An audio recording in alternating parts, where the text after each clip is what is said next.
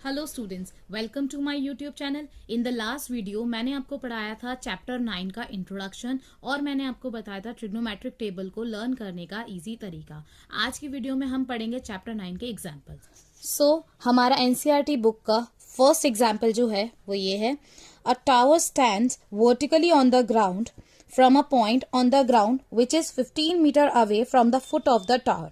The angle of elevation of the top of the tower is found to be 60 degree. Find the height of the tower. अब उन्होंने हमें इस question में क्या बोला है कि एक टावर है जो कि वर्टिकली स्टैंड करता है। वर्टिकली मीन्स सीधा खड़ा हुआ है ग्राउंड पे, और एक पॉइंट है ग्राउंड पे जो कि उस पोल से उस टावर के फुट से 15 मीटर की दूरी पर है। एंगल ऑफ एलिवेशन जो बन रहा है उस टॉप ऑफ द टावर का उस पॉइंट तक वो बन रहा है 60 डिग्री, और कह रहे हैं हाइट निकाल के दो इस टावर की। तो अब हम इस क्वेश्चन को कैसे करेंगे?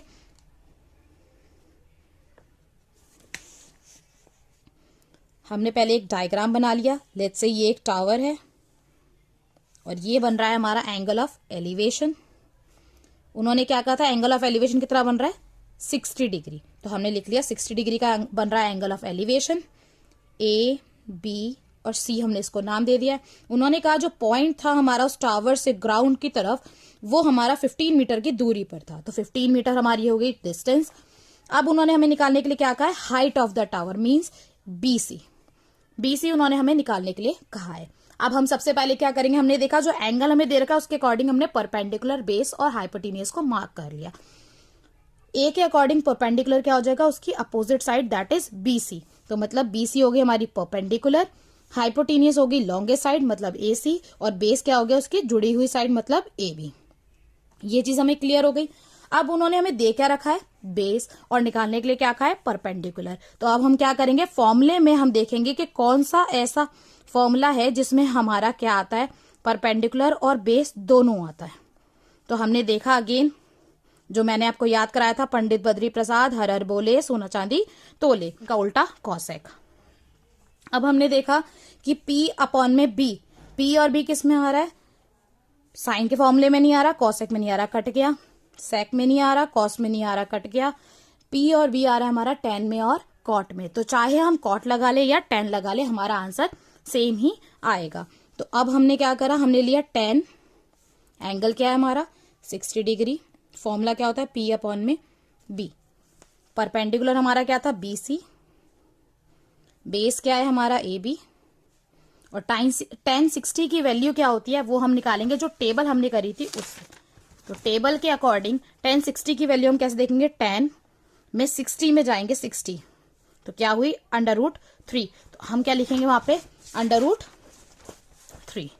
यहां पे हमने लिख लिया √3। अब AB उन्होंने हमें दिया था 15, BC हमें नहीं पता है और उसकी वैल्यू है √3। क्रॉस मल्टीप्लाई, तो BC इज इक्वल टू कितना हो गया 15 √3 metre. That means the height of the tower will be 15 √3 metre.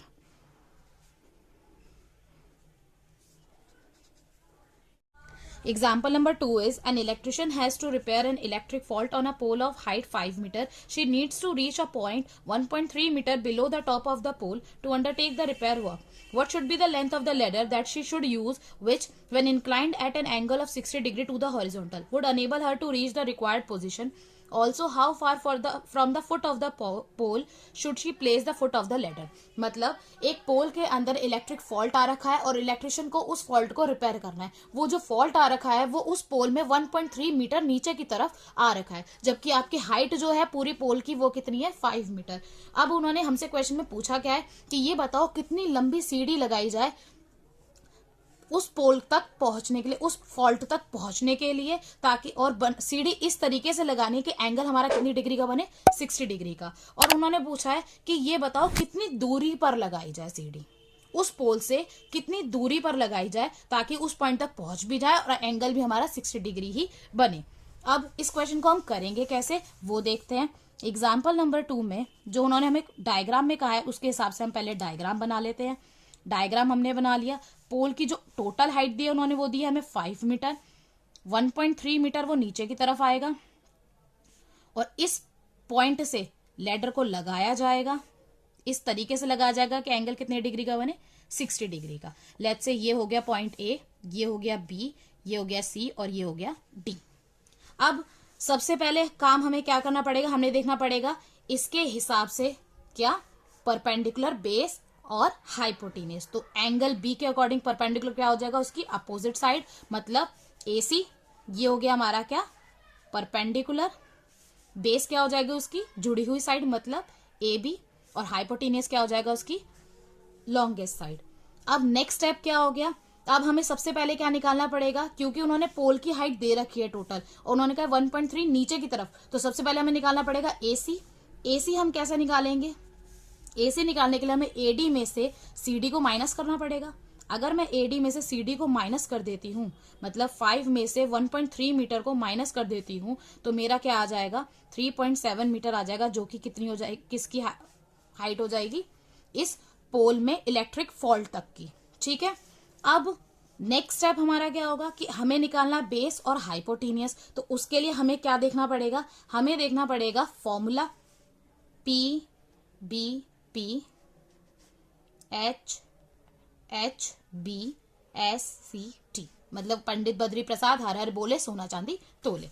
ये फॉर्मूला हमें देखना पड़ेगा कैसे।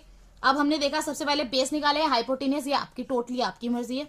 मैंने लिया परपेंडिकुलर और बेस, मैंने देखा परपेंडिकुलर और बेस किसमें था, tan के फॉर्मूले में, तो मैंने tan का फॉर्मूला लगा दिया।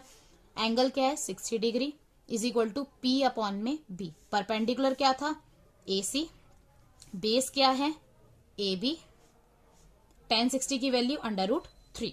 अब AC की वैल्यू हमारी अभी आई थी 3.7 मीटर, AB हमें नहीं पता है, और √3 है हमारी इसकी वैल्यू। अब क्रॉस मल्टीप्लाई करा तो AB हमारा किसके इक्वल हो गया, 3.7 अपॉन में √3, ऐसे कर सकती हूँ। अब √3 की उन्होंने हमें दे रखी है वैल्यू, तो हम क्या करेंगे, 3.7 को हम डिवाइड कर देंगे 1.73 से। ये देखिए वैल्यू उन्होंने हमें दे रखी है। जब हमने इसको डिवाइड करा तो ये हमारा आ जाएगा 2.14 मीटर। ये हमारा क्या आ जाएगा 2.14 मीटर। अब हमें क्या निकालना है, BC। तो BC निकालने के लिए अब हमें क्या करना पड़ेगा, ये है हाइपोटेन्यूज और ये है परपेंडिकुलर। अब हाइपोटेन्यूज और परपेंडिकुलर किस फॉर्मूले में होता है, साइन के फॉर्मूले में। तो अब हम लगा देंगे साइन का फॉर्मूला। साइन एंगल क्या है 60 degree is equal to P upon में H। तो परपेंडिकुलर उन्होंने हमें क्या दिया था AC, हाइपोटेन्यूज क्या है BC, और साइन 60 की वैल्यू हम टेबल से देखेंगे, जैसा कि मैंने आपको सिखाया था देखना। तो वो क्या हो जाएगी √3 अपॉन में 2। Again cross multiply. अब हम सबसे पहले वैल्यू पुट करेंगे। AC की वैल्यू हमारी कितनी दे रखी है, √3 अपॉन में 2 इज इक्वल टू AC की वैल्यू दे रखी है 3.7, और BC हमें नहीं पता है, वो हमें निकालना है। अब हम करेंगे क्रॉस मल्टीप्लाई किया तो क्या हुआ, 3.7 into 2 is equal to √3 BC। इसको मल्टीप्लाई करा तो ये कितना आया, 2 7 14, 1 यहाँ आ गया, 2 3 6 और 1 7, 7.4 is equal to √3 into BC। अब ये यहाँ मल्टीप्लाई में, तो यहाँ जाके क्या होगा डिवाइड। तो 7.4 को जब डिवाइड किया √3 से, तो वो इक्वल हो गया BC के। ठीक है, BC की वैल्यू निकालने के लिए हम क्या करेंगे कि हमने करा 7.4 डिवाइडेड बाय 3 की √3 की वैल्यू उन्होंने दे रखी है 1.73। जब हमने इसको इससे डिवाइड किया तो हमारी वैल्यू क्या आई 4.28 मीटर। तो BC हमारा हो गया 4.28 metre. Now, example number 3 is an observer 1.5 meter tall is 28.5 meter away from a chimney. The angle of elevation of the top of a chimney from her eyes is 45 degree. What is the height of the chimney? अब उन्होंने हमें क्या कहा है कि एक observer है, observer mean एक इंसान है जिसकी हाइट कितनी है 1.5 मीटर का इंसान, हाइट का इंसान है, जो कि एक चिमनी के टॉप को देखता है, एक चिमनी के टॉप को देखता है। तो जब वो उसके टॉप को देखता है तो जो एंगल ऑफ एलिवेशन बनता है वो कितना बनता है 45 डिग्री का। आगे उन्होंने क्या कहा है उसमें उन्होंने मुझे ये कहा है कि चिमनी से वो इंसान कितनी दूरी पर खड़ा है, ये उन्होंने हमें बता रखा है, वो है 28.5 मीटर। क्वेश्चन में उन्होंने आगे हमसे क्या पूछा है, ये बताओ कि इस चिमनी की हाइट क्या है। पहले हम इसकी नेमिंग कर लेते हैं, A B C D और E। अब देखिए क्वेश्चन में उन्होंने हमें दे रखा है BC और दे रखा है CD। उन्होंने मुझे कहा है AD निकालो। सबसे पहले हम देखते हैं, हमने कहा BC इक्वल है ED के, क्यों? अपोजिट साइड्स आर इक्वल, तो 1.5 मीटर हो गया। CD इक्वल है हमारा BE के, again opposite sides are equal, तो वो हो गया हमारा 28.5। इसका मतलब ये हमारा हो गया 28.5 और ये हो गया 1.5 मीटर। ठीक है, अब उन्होंने हमें बोला है पूरा AD निकालने के लिए, जिसके लिए ED तो हमें पता है, अब हमें क्या निकालना है? सिर्फ AE, जो कि हमारा किसकी मदद से निकल जाएगा? इस ट्राइंगल की मदद से। तो हमने करा इन ट्राइंगल ABE, एंगल के अकॉर्डिंग परपेंडिकुलर बेस और हाइट देख लेंगे। परपेंडिकुलर क्या हो जाएगा? इसकी opposite side, that is AE। Base क्या हो जाएगा? इसकी adjacent side, that is BE। और हाइपोटेन्यूज क्या हो जाएगी? इसकी longest side, that is AB। अब फॉर्मूला लगाएंगे, हमें दे क्या रखा है? बेस दे रखा है और परपेंडिकुलर निकालने के लिए कह रहे हैं, तो करेक्ट आपको पता है इसमें कौन सा फॉर्मूला लगेगा? 10 और एंगल क्या है? 45। 10 45 फॉर्मूला क्या हो जाएगा? P अपॉन में B। परपेंडिकुलर हमारा क्या है इसमें? AE और बेस क्या है हमारा? BE। और 10 45 की वैल्यू आप टेबल से निकाल लेंगे 1, वो मैंने आपको देखनी बताई है। AE की वैल्यू हमें नहीं दे रखी है, तो हम AE ऐसे ही लिखेंगे। BE की वैल्यू अभी हमने पता लगाई थी 28.5 है और इक्वल टू 1, तो AE इज इक्वल टू क्या हो जाएगा? क्रॉस मल्टीप्लाई, तो कितना हो जाएगा? 28.5 मीटर।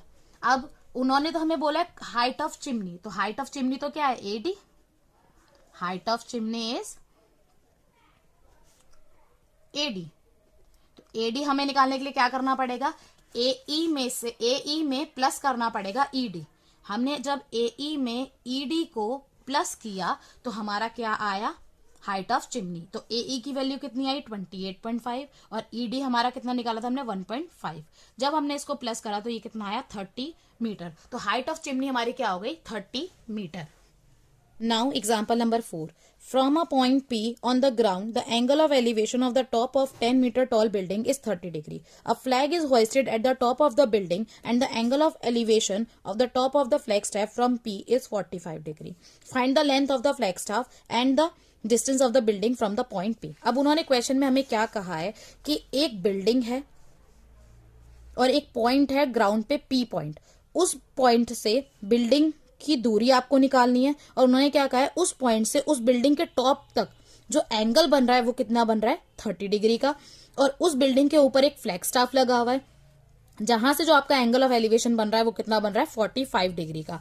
इस बिल्डिंग की हाइट आपको बता रखी है 10 मीटर और उन्होंने आपसे क्या कहा है कि बताओ इस लेंथ, इस फ्लैग स्टाफ की लेंथ और आप बताओ इसका डिस्टेंस, मतलब P पॉइंट का बिल्डिंग से डिस्टेंस कितना है। ये आपको दोनों चीज निकालनी है। अब आप इसे कैसे निकालेंगे? अब हमने क्या करा? इन ट्राइंगल APD, सबसे पहले लिया हमने APD ट्राइंगल के अंदर हमने देखा परपेंडिकुलर हमें दे रखा है और बेस निकालना है, तो फॉर्मूला क्या लगेगा? करेक्ट 10। तो 10 का फॉर्मूला लगाएंगे तो फॉर्मूले में एंगल कौन सा लगेगा हमारा? 30 डिग्री, क्योंकि हम ट्राइंगल की बात कर रहे हैं APD की। तो 10 30 is equal to P upon में B। 10 30 की वैल्यू आप टेबल से निकालेंगे, 1 अपॉन में √3 आएगा, वो मैं आपको पहले बता चुकी हूँ कैसे निकालते हैं। परपेंडिकुलर हमारा क्या है? AD और बेस हमारा क्या है? AP। अब AD की वैल्यू आपको दे रखी है 10 और AP हमें नहीं पता है। अब हम क्या करेंगे? Cross multiply. क्रॉस मल्टीप्लाई करने के बाद क्या आएगा? AP is equal to 10 into √3। √3 की वैल्यू आपको दे रखी है 1.732, तो आप इसको करेंगे मल्टीप्लाई तो ये आएगा आपका 17.32 मीटर। नाउ अब इसी तरीके से हम आगे कैसे करेंगे? हमने लिया इन ट्राइंगल APB। अब हम पूरे ट्राइंगल की बात करते हैं क्योंकि हमें फ्लैग स्टाफ की वैल्यू निकालनी है। अब उसको निकालने के लिए हम क्या करेंगे? APB के अंदर फॉर्मूला अगेन 10 45, क्योंकि एंगल है 45 और फॉर्मूला 10 की लगा है कि परपेंडिकुलर और बेस की बात कर रहे हैं, तो फॉर्मूला हो गया P अपॉन में B। 10 45 की वैल्यू होती है 1 is equal to AB upon में AP, क्योंकि परपेंडिकुलर है हमारा AB और बेस क्या है? AP। AB को हम ऐसे भी तो लिख सकते हैं AD प्लस DB, तो हमने AB की जगह क्या लिख दिया? AD प्लस BD इस अपॉन में AP की वैल्यू कितनी है? 17.32 आई थी, तो वो हमने लिख दी। अब हम करेंगे पहले वैल्यू पुट, तो हमने AD की वैल्यू पुट करी। AD की वैल्यू कितनी है? 10, तो 10 प्लस BD अपॉन में 17.32। अब हमने करा क्रॉस मल्टीप्लाई। जब क्रॉस मल्टीप्लाई किया तो ये हमारा कितना है? 17.32 is equal to 10 plus BD। Next step, अब ये यहाँ प्लस में तो यहाँ जाके क्या होगा? माइनस, तो माइनस करा 17.32 में से जब हमने 10 माइनस करा तो कितना है? 7.32, तो BD इज इक्वल टू 7.